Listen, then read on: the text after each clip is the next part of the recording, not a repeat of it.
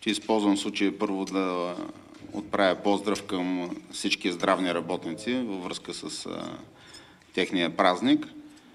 Да им пожелая най-накрая след толкова години да успеят да открият и да представят самите те хората, които да ги представляват и най-накрая да извършат тази здравна реформа, която да е в полза на българските граждани като техни пациенти и на лекарите като хора, които са призвани да се грижат за тяхното здраве. През конференцията, която започваме в момента, има два основни момента. Едната е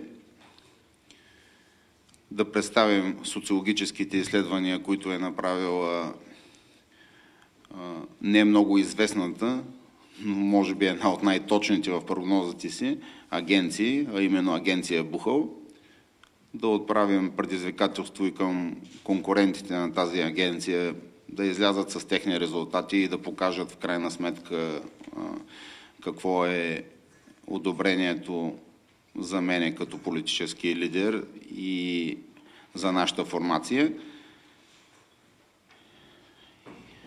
И второто нещо, това е подкрепата, която получаваме и по-скоро даже не като подкрепа, а като едно обединение между нашата формация, изцяло либерална, изцяло свободна, демократична, гражданска, единствената такава, и хора, които по своята същност са също такива, хора представители на социал-демократическата общност. Като тук, показвайки изследванията, ще покажем реално и че е дошъл момента най-накрая да има пречистване и в левия сектор, т.е. предвижданията са, че след тези избори ще настъпи крах или по-скоро разкол в Българската социалистическа партия и ще се даде началото на създаването на една сериозна, чиста лява формация, която да е на основите не на социализма, а на социал-демократизма.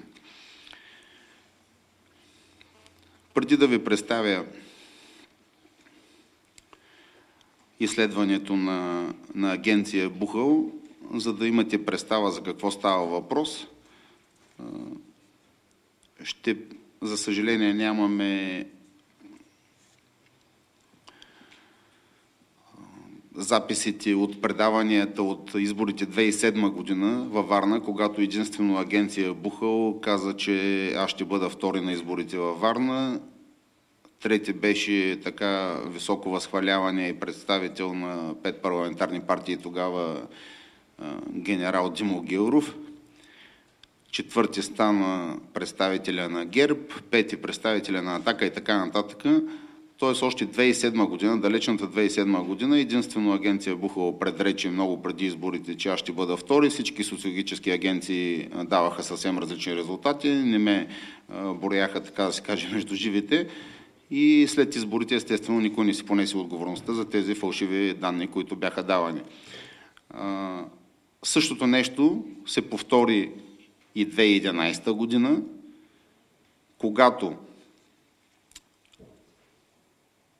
юли месец, изследване юли месец, между 6100 варненци показа резултати за Веселин Марешки 18,5%, а за Кирил Йорданов 29,5%. И това, слава Богу, ние по същия начин излязахме, направихме пресконференция, показахме ги тези резултати и пак всички така наречените мастити социолози ни се надсмиваха и казаха, че това е абсолютно невярно. Обаче, за тяхно съжаление, така или иначе, изборите се проведаха и на първи тур, на 23 октомври, при прогноза за Веселин Марешки 18,5, се получава резултат 18,58. с 800, като се има предвид, че нашата прогноза е била само до 10-те, т.е. ние не сме дали прогноза за 100-те, може би е било 18,53,4. Реалният резултат 3 месеца по-късно е 18,58. Никоя социологическа агенция досега не е получавала такива точни резултати. И това е така, защото тази социологическа агенция изследва много повече хора. Колкото по-голяма е извадката, толкова по-малка е грешката.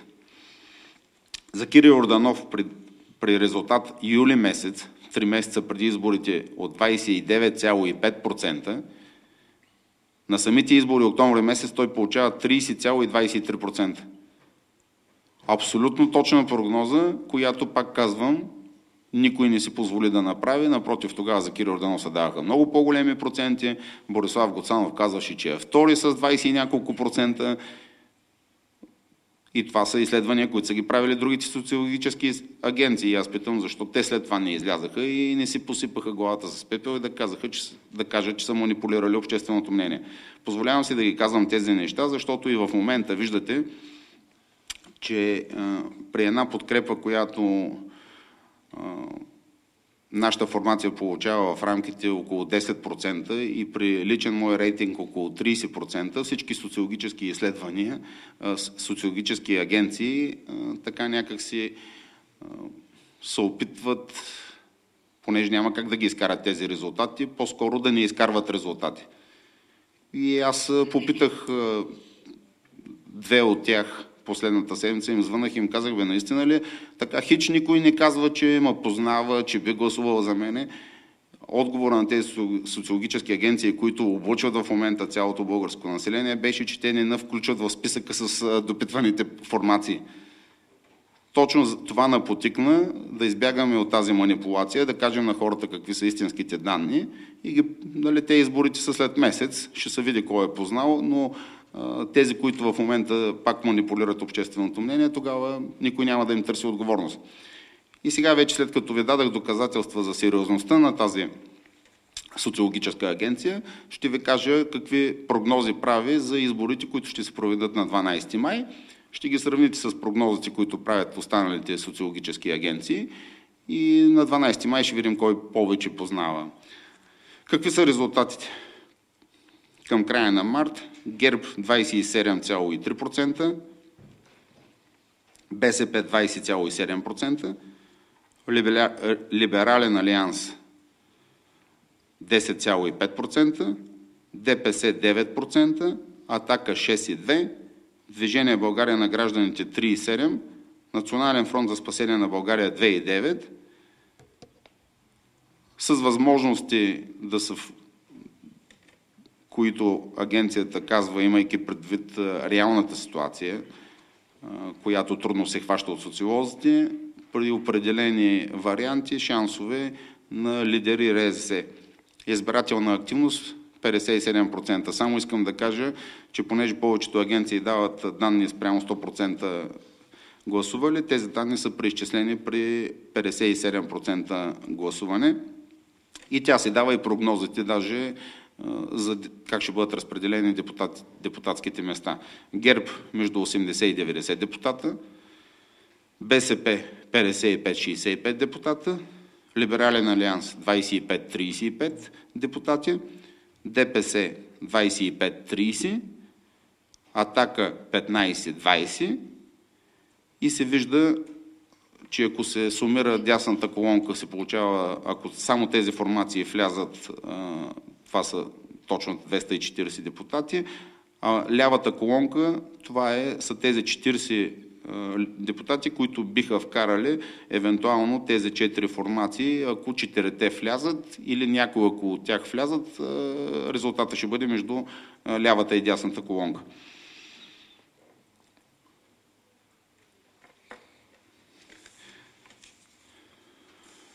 Януари месец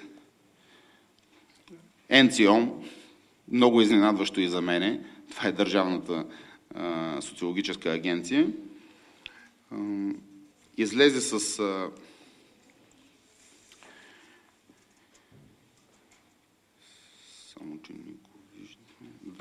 излезе с едно изследване, в което е направила допитване за доверието в политическите лидери.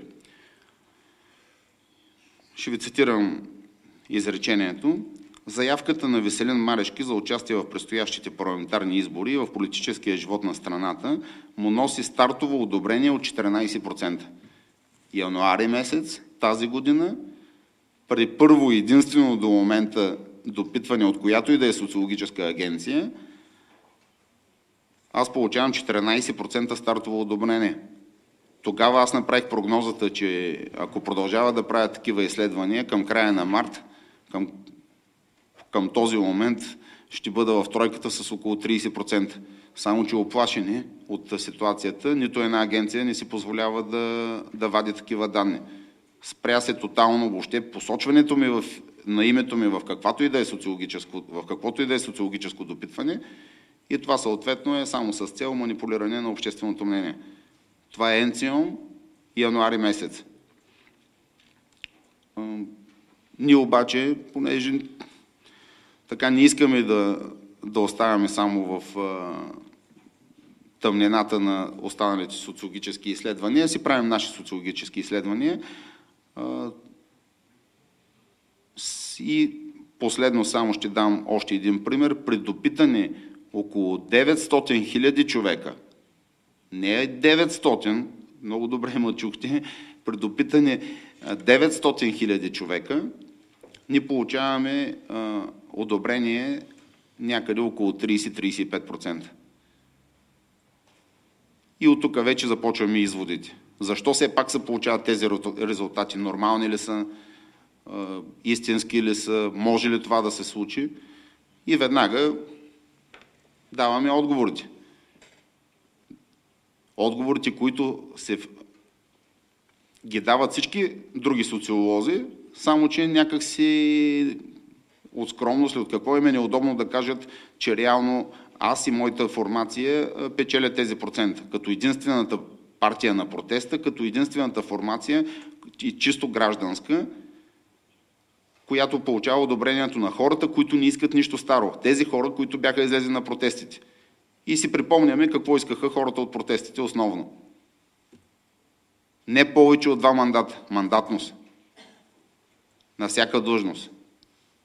Изчерпва се човека, влиза в схеми, трябва да идват нови лица с нови идеи. Живота върви динамично. Тази динамика трябва да се следва от силно мотивирани, професионални, но подготвени, честни хора. Какво обаче получават като възможност за избор? Получават БСП, ДПС, Костов, Кунева, Волен Сидеров, Яни Янев, Слави Бинев. Аз не виждам нито един нов човек сред тези хора. Не само това, сред тези хора виждам хора, които са били не с един, с повече от 2 мандата даже. С 2 и повече мандати. По 4-5 министър-председатели стари. Министри. И всички социолози масово казват, че партията на протеста и която изразява желанията на гражданите, ще вземе около 14-15%, и единствено само за да продължават манипулациите, за да не си получим максималния възможен процент, а с тези недомлъвки да ни свалят процента с 2-3 пункта, не казват, че всъщност единствената формация, която отговаря на изискванията на хората, е нашата. Точно тези неща потвърждават процентите, които изкарва социологическата агенция. Към момента около 10,5, но аз мисля, че ние имаме възможността да растем до около 15-17%. Стига черния пиар и другите методи, които могат да бъдат използвани, да ни получат максимално разширение. Кои са другите конкуренти, които се представяха така като някакви алтернативи? Просто съжалявам целият български народ, но и затова аз дълго време до сега се борих срещу едната измама, в кавички, в смисъл хора, които искат да се представят за нови. Това бяха от така наречената партия България на гражданите, като там трябва да споменем само, че това е партията на България на гражданите Меглена Кунева и Даниел Вълчев, а не на нормалните, свободните граждани, нови граждани, хора не участвали в управлението. И след като дълго време аз отделях така много внимание, за да може хората да разберат тази измама, се видя, че в крайна сметка пътя по надолнището беше постлан. Те ще получат своя резултат. В момента са под 4% бариера. Естествено, с технологичен вод имат възможност да прескочат бариерата, но това няма да бъде гражданската формация. Тоест няма никаква логика да се гласува за тази формация, защото тя няма да има възможност да управлява и като цяло това, което казва 31 точки, ще направим еди какво си, ще направим. Аз още като погледнах листа и се стрещих как може Меглена Кунева, която е била еврокомисар от тройната коалиция с мандата на ДПС, и Даниел Вълчев, който е бил вице-премиер, не министър, не някакъв чиновник, вице-премиер от тройната коалиция, заместник на Сергей Станишев с мандата на Ахмед Доган, тези хора да говорят в бъдеще време. Те са имали достатъчно време и политически и властови ресурс, за да реализират своите идеи и не са ги реализирали. В същата позиция, в момента, понеже формацията на Меглена Кунева си върви към място, което и се полага, извън парламента, в същата позиция в момента обаче почва да се изявява едва ли не Волен Сидеров. И аз единственото, което си позволя да кажа, е да повторя неговите думи. Той казва, че два мандата бях в парламента с по 20 и няколко депутати, но нищо не сме направили, не сме виновни, защото ние не сме били в управлението и нищо не е зависело от нас. И тук е много прав. Само, че за тези хора, които все още продължават все пак да имат някакво доверие в него, само ще им кажа, 2 мандата беше вътре, нищо не е направил по неговите думи и в момента се кани да влезе 3-ти път в парламента, пак с тези 20 депутати и пак предварително казва, че нищо няма да може да направи от всичките неща, които ги говори, по-голямата част от които са пълни глупости. Всички казват, че са пълни глупости, но на тези глупости явно има хора, които може би ще повярват. Аз само искам да им кажа, дори и да влезе, дори и да вярвате на тези глупости, които ви говори, че може да направи, няма да може да ги направи за 3-ти пореден път, защото с 20 депутати няма да бъде в управлението на страната. Тоест няма никаква логика на нито един човек да гласува за тази формация. В момента, както беше и ситуацията във Варна, има доста представители на старото, има и един представител на новото. Ако искате, ако на вас ви харесва старото, може да си избирате между големите партии, които са представители, истинските представители на старото, а не техни дубльори. БСП, ДПС, ГЕРБ. Ние сме представители на новото. Ако искате нещо ново, гласувайте доверие на нас, за да може да направим така, че утре България да изглежда по-добре, българите да живеят по-добре. Нямаме нужда от дубльори. Виждате, НДСВ потъва, от нея обаче излизат самата НДСВ като партия майка е под 1%, обаче дубльорите, откъсналите са от тази формация, Меглена Кунева и Даниел Вълчев, министър Цонев и още не знам колко човека оттам пък отиват в други формации, те пък отделно, майката има под 1%, а те като част от тази майка очакват да имат много повече от 1%. Същата работа се случва и с Атака. Пак 2-3 формирования, които излизат от нея. Тя Атака е едва на ръба на влизането, обаче и няколкото разклонения от нея също очакват, че ще получат над 4%. Ако ние получим подкрепата на българските граждани, естествено ще направим това, тези 3-4 неща, в които ние сме най-силни и за което, за съжаление, най-много касаят българския народ. Здравеопазване, социални дейности, бизнес среда.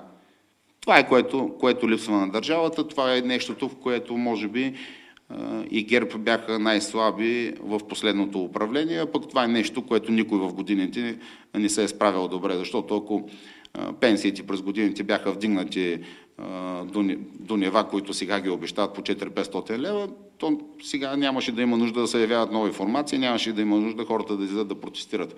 Ако имаше достъп до лекарства, нямаше и ония ден пак една жена да излиза и да гладува и да предпада за това, че няма лекарства за детето й. Затова първото нещо, което ни обещаваме е лекарства за всички, колкото са необходими и каквито са необходими, и на всичкото отгоре на много по-достъпна цена, между 30 и 70%, а за някои лекарства до 100% намаляване на сумите, които хората доплащат за тези лекарства, които им се изписват по НЗОК. Веднага индексиране с 20% на пенсиите и приемане оттам нататък. Това е като компенсация за забавянето и оттам нататък приемането на швейцарското правило като минимум индексиране на пенсиите всяка година, без значение кой е на власт. Трето го казвам, но това за нас са на 3 първи места. Това е създаване на благоприятна бизнес среда, която да доведе до нови инвестиции основно в производство. Всеки един човек, който и създава и едно работно място, като производител ще получи максималната подкрепа на правителството, ако не участваме в него. Никаква бюрокрация, никаква корупция, само и само създаването на повече такива работни места. Изкарване на безработните от социалната сфера, от социалните помощи, отделно получаване на добри заплати, отделно заплати на светло, които вкарват пък социални осигуровки в фондовете и възможности за плащане на по-високи пенсии. Това са 3 основни точки, където ние ще наблегнем. Само това да свършим в следващия мандат. Мисля, че след това хората ще искат да продължаваме да оставаме в управлението, за да помагаме в другите сфери. В тази връзка всичко това, което казвам, естествено среща подкрепа в всички среди. Страшно много хора разочаровани от симпатизанти на лявото, включително на БСП, до техни активисти на средно и високо ниво, симпатизанти в дясното пространство на десните формации и активисти техни, симпатизанти в центристските формации, симпатизанти и активисти и на ДПС включително, виждат, че ние сме единствената алтернатива и се включват в подкрепа на нашата формация. Защо? Защото ние сме единствената формация, както отбелязах, изцяло гражданска, в която за нас няма значение човек дали е ляв, десен, центрист, дали е турчин, българин, арменец, евреен, дали е лекар, дали е музикант, дали е работник, дали е социолог. За нас единствено има значение хората дали са професионално подготвени и дали са честни. На първо място честни, защото ако са професионално подготвени и нечестни, означава още повече да крадат. По-добре, ако ще крадат, поне да не са толкова професионално подготвени. В тази връзка и едни от хората, с които по принцип като виждания сме много близки, това са представители на социал-демократическата общност, господин Парамов и господин Йорданов, като представители на това общество. Си подадахме ръка, започваме да си партнираме и това са само част от хората, които видяха в мене и в нашата платформа възможността за една истинска промяна на България. Затова естествено с открито сърце, с доброжелателност приех подадената ръка, приемам подадената ръка на всички хора, които са с честност, с истинско желание и мотивация нещо да се промени в България, са добре дошли при нас и ние вървим заедно на изборите. Предполагам, че ще вървим заедно и след това, за да изпълним нашите добри намерения. Затова сега им давам думата. Добър ден на всички. Така или иначе, тази година изборите са много странна пресечна точка в българската политика след началото на прехода. Тези парламентарни избори ще останат в историята като най-сложните, най-спорните и най-перспективните, ако мога така да се изразя, за да може да излезе България от тресавището, в което е попаднала. Българска обединена социал-демокрация, Обединената социал-демокрация, на която аз съм лидер като политическа партия, поема ангажимента да окаже съответната помощ в листите на господин Марешки и в изграждане на цяла политическа доктрина по отношение перспективното развитие на страната и използване на тези възможности, които са вече пред нас и са на лице. Ние приемаме политическият жест на господин Марешки да стартираме едно необичайно за българската политическа система партньорство, в което да наложим държавните приоритети като първостепенни и да разширим кръга на разбирането ляво и дясно. И може би в това отношение сме първият пример за политическата реалност, която налага едно ново отношение към възможностите за възприемане на политическата оценка като такава. Така че, онова, което прави днес Веселин Марешки като бизнесмен, като предприемач, като търговец, е онова социал-демократическо начало, което ние изтъкваме по отношение и с насоката на частният бизнес. Ангажимента ни да подкрепим господин Марешки в този сложен ребус на политическата действителност е да направим всичко това възможно, защото да се приемат нов тип оценка за типът политика и оттам българите, които ще участват на изборите, да видят в наше лице коренно различен политически герой на утрешния ден, с коренно различна платформа, която обединява смисъла и съдържанието на 10 единни цели за утвърждаване на България като друг тип държава. До сега се говореше твърде много за социализъм, за социален хуманизъм, за равноправие, за равноденствие и за всичко останало от БСП. В продължение на 22 години БСП направиха твърде неграмотни действия и осигуриха един коренно различен прелом от този, който се проектираше в началото. Раждането на една нечестлива олигархия с всичките му негативи доведе до момент, в който България се самозатвори вътрешно в себе си, блокира във всяко едно отношение, ликвидира своето стопанство и моделира коренно различно от необходимото й управление. Ние за първи път препроектираме нашето поведение с цел да направим всичко възможно, да разясним на българите, че днешната социалистическа партия не е онази социалистическа партия, за която те мечтаят и желаят. Ние трябва да направим всичко възможно да преопределим мисленето на българите, че в България се налага нов тип социал-демократизъм, че в България социал-демократическата ниша е празна, тя не е достатъчно добре формирана и че се налага в края на тази година Обединен конгрес на социал-демократите и нова лансирана идея за стартиране на германски тип социал-демокрация в страната с много силен, перфектен държавен контрол, с много силен политически и обществен контрол, който да подчини идеите на вижданията на тези, които влизат в социал-демокрацията и проектират другото управление на нашата държава. В това отношение ангажиментът, честният ни подход, принципният ни подход към участието в листите на господин Марешки и в листите на Либерален алианс са онази политическа същност и съдържание на нашия подход да направим всичко възможно държавата да препроектира друго място в Европейския съюз.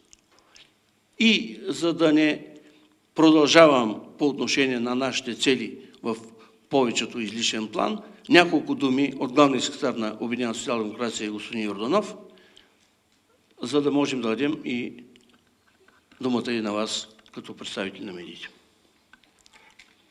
Добър ден и от мен, уважаеми дами и господа. Аз ще бъда кратък, тъй като лидерите говориха преди мен и няма смисъл да се повтаряме. Искам от тази трибуна да заявя нещо, което не знае как ще прозвучи на другаря Станишев, но аз ще го обвина в това, че той излъга на Конгреса членовете на неговата партия, като заяви от трибуната, повтарям, на техния конгрес, че социал-демократите, последователи на доктор Петър Тетлиев, са в техната зала. Аз заявявам отговорно, че тук, в тази зала, са членовете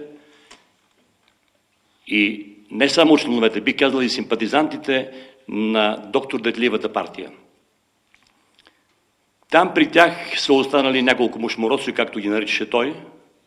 Да не казвам и нещо по-светисто, с което той ги нарече преди да се отиде от тази земя. 200 общински организации, а днес 171 готови да излезат в изборите, са при господин Марешки.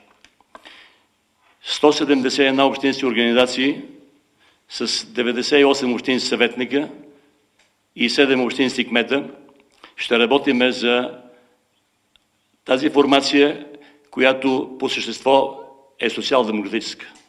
Всичко, цялото съдържание на господин Марешки, на неговия екип и на всичко, което те правят в своята практика, ни подсказва, че това е нашето място.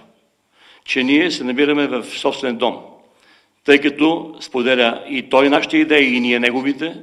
Затова аз съм категоричен.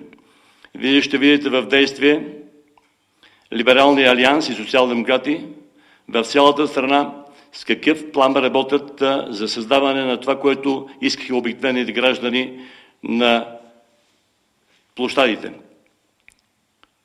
Без да съм голословен, ще кажа, че днес България се нуждае от друг модел на управление.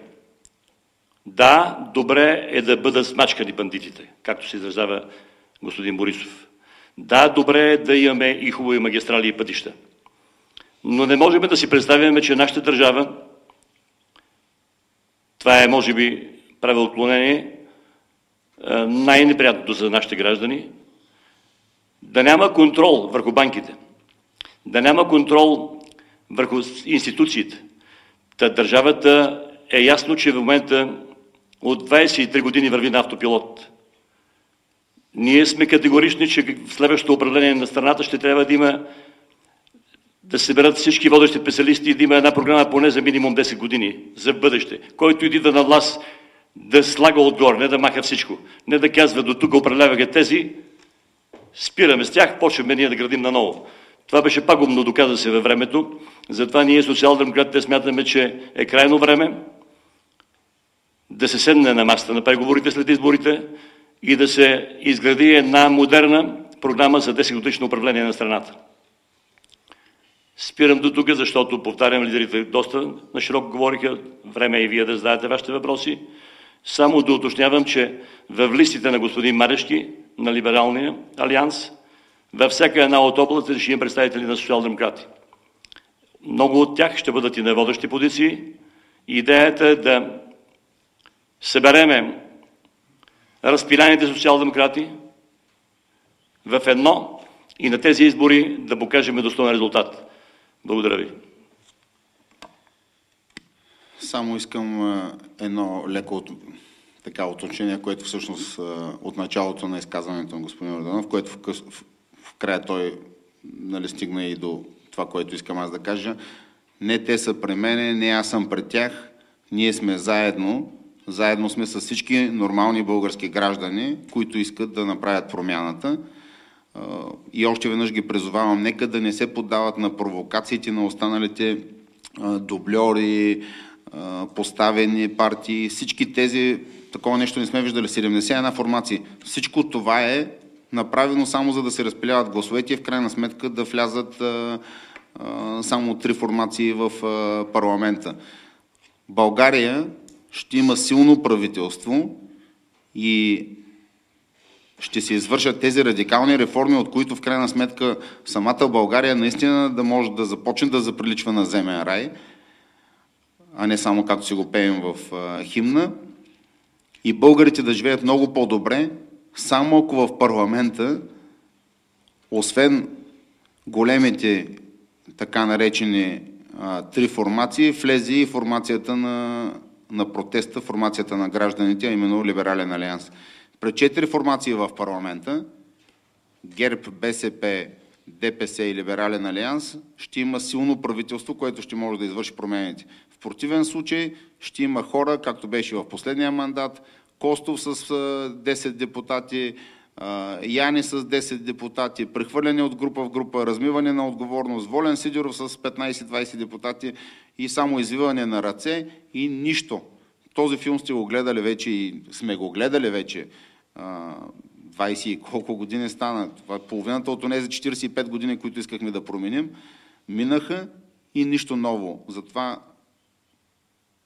молбата ми, призиваме към българските граждани е хубаво да си помислят кой е бил в парламента, кой е устоявал техните позиции, кой е имал възможност да направи нещо и не го е направил, кой е нямал възможност да направи каквото и да е било, но все пак е правил нещо и правя отклонението тук само да кажа, че всъщност аз съм може би най-социалният човек в държавата. Да не обидя някой, призовавам всеки един, който има претенции за тази позиция, нека да се обади да го обсъдим в ефир, но ще дам само данните. При около 500 милиона годишен оборот, който се получава от това, че около 3 милиона българи така имат нашето доверие и си купуват лекарства от нашите аптеки, при 500 милиона годишен оборот ние не слагаме наценката, която е грубо в различните години вървяла между 18 и 20 няколко процента. Но средно, ако го сложим за по-лесни сметки 20%, излиза, че само от моята дейност пряко около 100 милиона лева остават в българските граждани годишно. За един мандат, нали, са 400 милиона, всеки може да си го умножи. Но това не е цялата, това е само прекия ефект от моята дейност. Работейки по този начин, толкова ефтино, ние така или иначе принуждаваме конкурентите от бранша да се съобразяват и всеки според своите възможности да прави отстъпки, които в средно може да кажем, че са около 10% при един пазар около 1,5 милиарда според анализаторите. Това са още и не около 150 милиона. 100 милиона пряко от моята дейност и чрез нея е принуждаване на конкурентите да работят по-евтино, с които още 150. Значи между 200 и 250 милиона, само от това, че мен има на пазара на лекарства, остават в българските граждани. От една страна те остават в българските граждани, от друга страна те пък се вливат в оборота на други предприемачи, купуват от други магазини и по този начин подпомагаме бизнеса и на останалите малки и средни предприятия. Преканвам всеки един, който се чувства толкова социален, да дойде да ги обсъдим тези неща, да видим какъв е ефектът от неговата дейност. Защото въпросът, който задавах оня ден протестиращи граждани, кога ще намалите таксите, водата. Единственият човек, който намалява нещо в тази държава, може би, пак казвам да не обидя някой друг, нали, съм аз. Всички други качват тока, качват водата, качват лекарствата и така нататък. Това от една страна съм, може би, най-социалният човек в държавата, от друга страна съм пък и, т.е. може да се каже ляв, но от друга страна пък съм един от най-големите бизнесмени, с около 3000 човека пряко заети в нашите фирми. Казах ви с какви обеми на годишния оборот, което означава, че съм десен човек. От трета страна съм единствения, който може би е на това ниво или един от малкото, който не е постигнал това нещо с партийни протекции и с участие във властта. Тръгнал от нулата, една аптека, 2, 5, 10, 20, 220 или 250 към момента. Така че аз считам себе си за представител на по-голямата част от българските граждани, нормалните български граждани, не участвали в корупционни схеми, не участвали в управлението, което не е довело до тази ситуация. И аз искам да ме подкрепят тези, на които не им харесва сегашната ситуация. Естествено, сегашната ситуация е плод на управлението на тези, които са управлявали. ГЕРБ последния мандат, основно преди това БСП, ДПС, Костов, Кунева, Волен, Яни, Слави Бинев и той като част от Атака. Това са хората, които са виновни за това състояние. Аз не казвам дали е хубаво или лошо. Ако на някой това състояние на България му харесва, това са хората, които са го довели до това състояние, имат богат избор сред тези хора, нека да гласуват за тях. Аз искам за мен да гласуват тези, които не им харесват тези 23 години, тези, които искат да се съберем и да направим заедно промяната. Благодаря за сега и ви давам възможност за въпроси.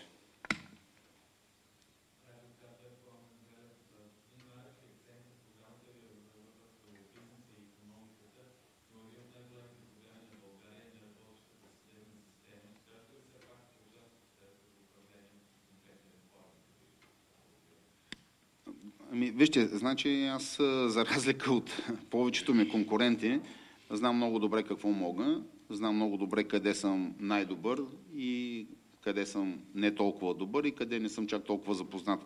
Затова акцента, само ще повторя, ако не е станало ясно, акцентите са 3: здравеопазване, социални дейности, социална справедливост, бизнес среда, малкият среден бизнес, външни, вътрешни инвестиции по посока на производство.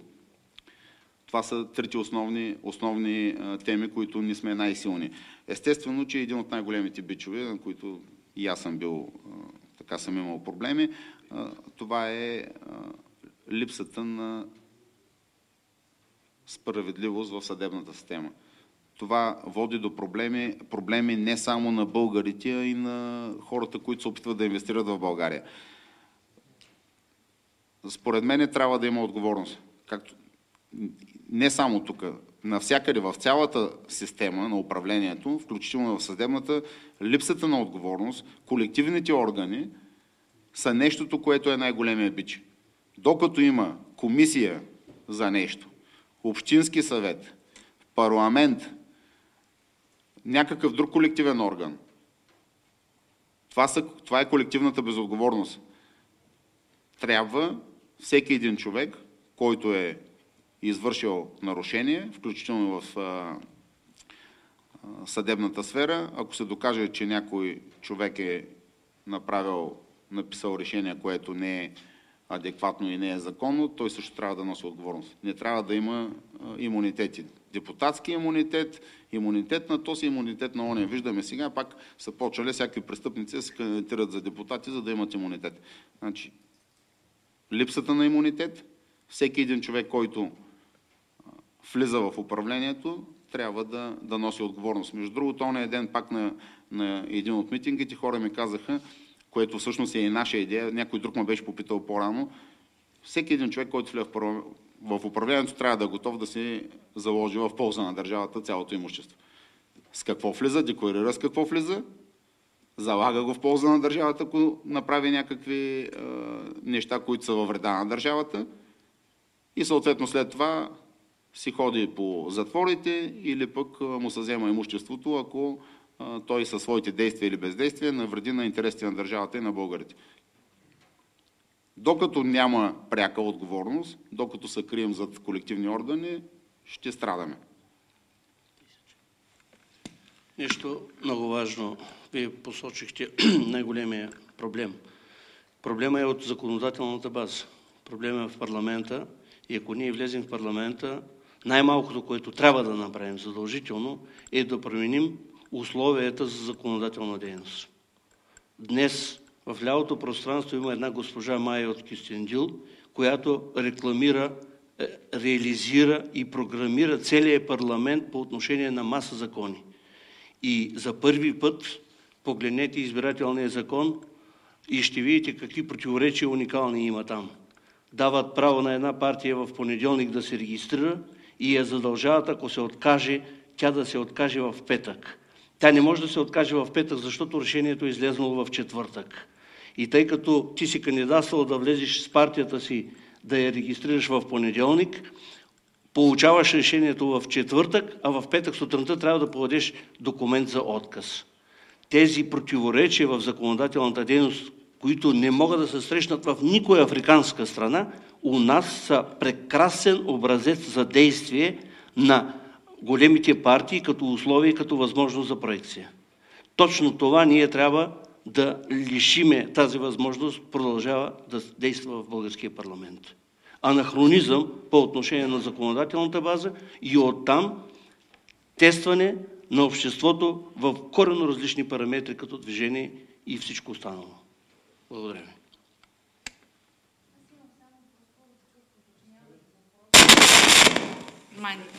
Таня Илиева, БНТ. Да разбираме, че проучването на агенция Бухал е поръчано от вас. Според него Либерален алианс и Марешки ще са трета политическа сила и са обхванати 900 000 души. За какъв период от време? И към Либералния алианс ще се присъединяват ли други формации, освен социал-демократи?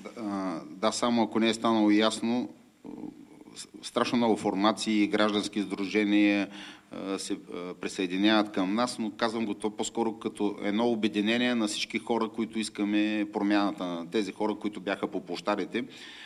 Това изследване, което е направено, то е направено с около 32 хиляди човека. А другото, за което ви казах, което ние се правихме между 900 хиляди човека, това е за одобрението на тези хора, за мене като личност и евентуално възможността част от това или цялото това одобрение да бъде прехвърлено към политическия субект, който изразява, на който съм представител аз. Не въчух. Не коалиции. Ние не говорим в момента за коалиции. Либерален алианс се явява самостоятелно на изборите. Протегнала е ръка към всички български граждани. Аз го казах, няма значение ляви, десни, ориентирани. Единственото значение е честни и професионално подготвени. И всъщност тук използвам момента само да кажа, защото това е едно от, така според мен, нещата, с които много се отличаваме от другите формации. При мен в нашите фирми работят около 3300 човека, от които може би 3200 са жени. В най-голямото ръководство най-висшето ръководство на формацията ми има само един мъж, всички други са жени, всички са млади хора, всички са високо образовани, изключителни морални качества. Защо го казвам? Нашата формация във Варненския общински съвет беше единствената, която на 100% беше съставена от жени.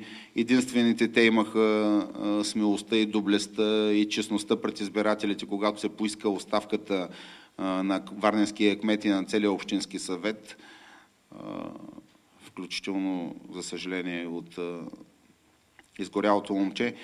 Единствените, които си подадаха оставките, към днешна дата Варненския общински съвет е от 48, не от 51 човека. Тоест това са изключително честни, доблестни хора. И това ние вярваме, че жените като жени, без да обиждам мъжете, нали, са по-съвестни, по-точни, по-трудолюбиви и в този смисъл това се проявява и в нашите листи.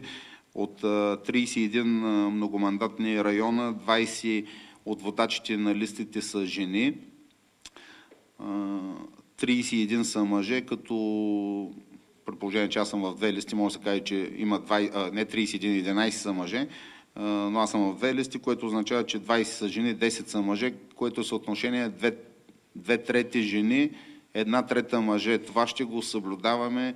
Значи задължително над 50% от всички наши представители ще бъдат във всички сфери на обществения управленския живот, ще бъдат жени и не на последно място млади хора. Казвам го, защото ние започнахме една кампания, на която също не се дава особена гласност. Това е, че в още първите 3 до 6 месеца след влизането ни в властта, ние ще отворим държавната администрация за млади хора, основно с висше образование, такива завършващи сега или до година. Това го казвам към студентите, защото към май месец има доста завършващи студенти, които за съжаление няма да имат никакъв шанс, освен през терминал 2 да ходят да търсят щастие в чужбина. Значи студентите, извън тях, хората, които са завършили близките 10 години и и нямат работа и са безработни. Също така тези, които са завършили, т.е. инвестирали са и свое време и държавата е инвестирала в тях и не работят по специалността.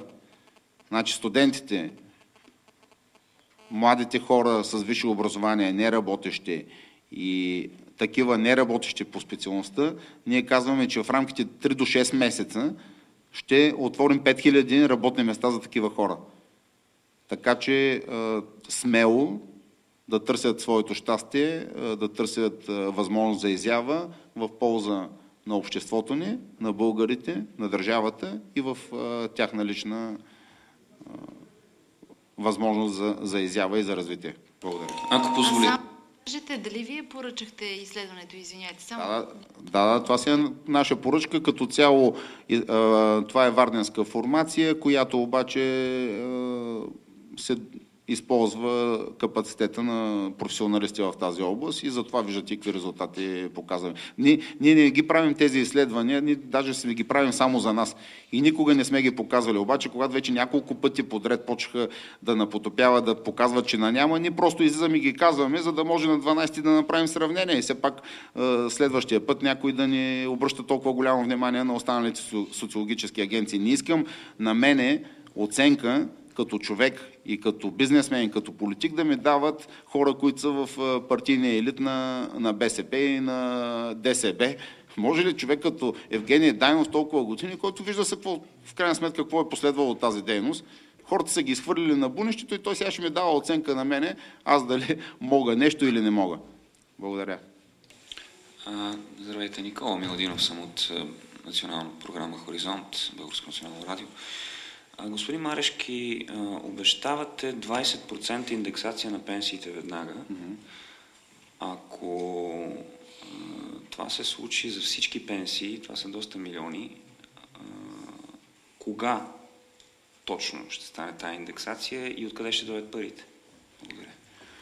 Да, значи трябва наистина да сме много, много ясни и точни, защото аз като кажа нещо, после другите почват да окупират и да предприемат определени действия. Затова 4 основни точки, 30 до 70% доплащането на хората, които плащат за лекарства по НЗОК, 15 до 30% намаление на цената на тока, 20% пенсиите и над 150 хиляди работни места, първите неща ги казвам веднага до края на годината, не до края на мандата. До края на годината номенклатурната база сменена така, че хората да доплащат по-малко и да имат колкото и каквито лекарства имат нужда, да имат достъп до тях. Същата работа и за цената на тока. Само че това е откак сме започнали нашата пропаганда. Видя се, че в този период, първо на мен ми се казва, че това е невъзможно. За лекарствата няма кой да ми говори, там е ясно, че е възможно. И се видя, че някой вече за някои лекарства почнаха да направят такива намаления. Но за тока ми казват невъзможно. Да, ама веднага, след като аз обявих между 15 и 30%, 7% и колко намали това правителство. След това излезе един конкурент, който каза, че е възможно с още около 20% да бъдат коригирани цените. Това са вече експертите. Значи, ние влизаме в тези между 15 и 30% с тези две неща. Но ако аз съм казвал между 15 и 30% и те вече са намалили с 7 и утре намалят с още 10, следвайки нашите прогнози, че това е възможно, нали, ясно е, че след това няма как пак между 15 и 30%. Тоест, ако ние сме обещали между 15 и 30, те са намалили с 7%, това е вече в тези между 15 и 30. Тоест, ние оттам нататък ще намалим между 7 и 23%. Ако утре обявят още 15% намаление и свършат това, което ние казваме, че е възможно, защо не са го свършили преди това? Ето, ние във Варна виждаме в момента един прекрасен булевард се прави. Защо 23 години не са направи? 23 години, защо нито един не са направи? А се вижда, че за един месец може да бъде направен най-големия булевард на Варна. За един месец. Ако всяка година по един месец правиха по един булевард, Варна в момента ще да прилича на това, на което искам аз да прилича. На Виена, на Париж, на Рим, на европейските столици. Така че това са възможни неща. По същия начин е възможно и увеличаването на пенсиите. И аз пак казах, там задачата е двойна. Подобряване на средата за малкия и средния бизнес. Те няма да освобождават хора, а ще назначават. По-малко безработни, повече приходи в социалната система, по-малко плащане от социалната система, което ще отдели ресурс за да може и нашите родители да получават по-нормални пенсии. А може ли по-конкретно, до края на годината 20% индексация на всички пенсии, така ли да ви разбирам, и ще дойдат от кои точно приходи? Малко да се намеся и аз. Значи, България в момента бюджетният мултипликатор не се използва качествено и точно. Международният валутен фонд преди 3 месеца обявиха, че грубата грешка, която е допуснала фонда в регулираните страни, експериментални такива като нас, са свалили бюджетният мултипликатор на 0,5 и това даде възможност пенсиите да бъдат задържани поради липса на никакви свежи пари в правителствения бюджет. Ние имаме конструкционна рамка, нов тип, нов модел, която ще даде възможност максимум до 18-20% до края на годината да се увеличат всички пенсии. Чрез осигуряване на друг тип бюджетен мултипликатор и друг тип разпределение по отношение на годишния бюджет и спазване директивата на Европейския съюз за дефицит до 2,99, а не до 3,0. Откъде ще ги преразпределите тези пари? Само за секунда, понеже към мен беше въпроса, тук господин Паранов така по-професионално, но аз ще ви отговоря по-човешки. Значи оттам, откъдето не стигат парите във Варненския бюджет, в държавния бюджет и в бюджета на всяка една община в България, това са тежките оттечки на пари, които изчезват в корупционни схеми и влизат в джобовете на определени хора. Нашата програма е няколко човека във Варна и примерно стотици или 1000 в България малко по-бедни, но повече пари в държавния бюджет за социално слабите. Тоест точно тази социална справедливост, за която всички говорят, точно по този начин. Не като ония ден във Варна, един общински съветник си подписал договор за 130 милиона и когато му казват с община Варна и когато му казват, но ти си в конфликт на интереси, той така гръмко и го използват като пиар акция, казват, ама да, той веднага си подаде оставката. Ма ние не искаме да си подаде оставката, нека да остане в общинския съвет, ама да върнете 130 милиона. Значи, написал си договор за 130 милиона и вече спокойно си подава оставката. Не. По-силната пиар акция ще да бъде, ако каже, отказвам се от тези 130 милиона. И много примери, които аз съм съборил във Варна за брутално грабене на общинския бюджет. Брутално. Ако си мислите, че това не е става и на национално ниво. Значи говорим за... Един пример само ще ви дам. Защо става въпрос за около 300% наценки. Не за 10, вече никой не говори за 10, 20 или 30%. Аз лично щях да участвам в един търг за строежа на една детска градина. Общината беше обявила цена от 1,5 милиона лева. Ние така анонимно пратихме документите на една фирма, която е извън Варна, с хубава, голяма строителна компания. Тя ни каза, че този строеж, без да знае за кой строеж става въпрос, би струва около 600-700 хиляди лева, около 650 хиляди лева. До 1,5 милиона, нали се досещате? За какво става въпрос? Точно когато се спрат кражбите в здравеопазването, ще има пари за пациентите и за лекарите. На първо място за пациентите, веднага след това за лекарите, за да могат да са спокойни и да мислят за здравето на пациентите, а не как да се изкарат на същия. Точно по този начин ще спрем кражбите в електроснабдяването, за да може да плащат хората по-малко, кражбите в асфалтирането, за да може да се асфалтира повече, кражбите в озеленяването, осветлението, дезинфекцията и във всички сфери, от които голяма част от парите изтичат в частни джобове. Някои хора си карат ламборджинета и аз си карам скъпа кола, ама не съм вземал нищо от държавата и от общината. Нали, когато се работят нормално, нека всички да печелят и да си харчат честно спечелените пари за каквото искат. Но не и да крадат от хората, когато няма. Нека всеки малко тази лакомия, защото ето колко вода ще изпием и колко храна ще изядем. Малко всеки да намали лакомията си, за да може България да е по-добре, българите да живеят по-добре. Благодаря и аз и пожелавам успехи на всички българи. Най-накрая дано нещо се промени в тази държава. Последно изречение. Ние ще бъдем изненадата за тези парламентарни избори и ви молим най-важното това да отразите от тази пресконференция. Може ли само едно уточнение? Да, кого припознавате като коалиционен партньор? Лора Метанова, БТА. Ако се треда политическа сила, явно от вас ще зависи мнозинството ГЕРБ или БСП, какво бихте? Само искам да кажа, че много преди да излезе това социологическо проучване, аз бях казал, че ние ще бъдем трета политическа сила. Ние ще бъдем в тройката, извинявам се. И много хора тогава ме цитираха неправилно. Да, към днешна дата социологията показва, че сме трета политическа сила. Аз само искам да кажа, че ние имаме огромен шанс за вдигане на резултата. Може да постигнем резултат между 15 и 17%, който съчетан с намаляване на резултата на БСП, защото тук ние имаме най-голям успех. Цели структури на БСП, хора и между другото много качествени, интелигентни хора, които никой не им е дал шанс за развитие в БСП, така се включат в нашата формация и може да се окаже, че на изборите ще заеме второто място. Но това като отклонение. А иначе, така или иначе, формацията, която е получила най-голямо доверие на гражданите на България, трябва да й се даде първи шанс, така и по закон, да направи правителство. Ако тази формация, която към днешна дата е ГЕРБ, е съгласна с трите наши приоритета – здравеопазване, социални дейности и малък среден бизнес среда, това, което самите те казват, че отчитат като леки техни пропуски и недобри резултати, ние няма да подкрепяме, а ще направим едно равноправно правителство, където обаче ще се носим отговорността само за нашите сектори.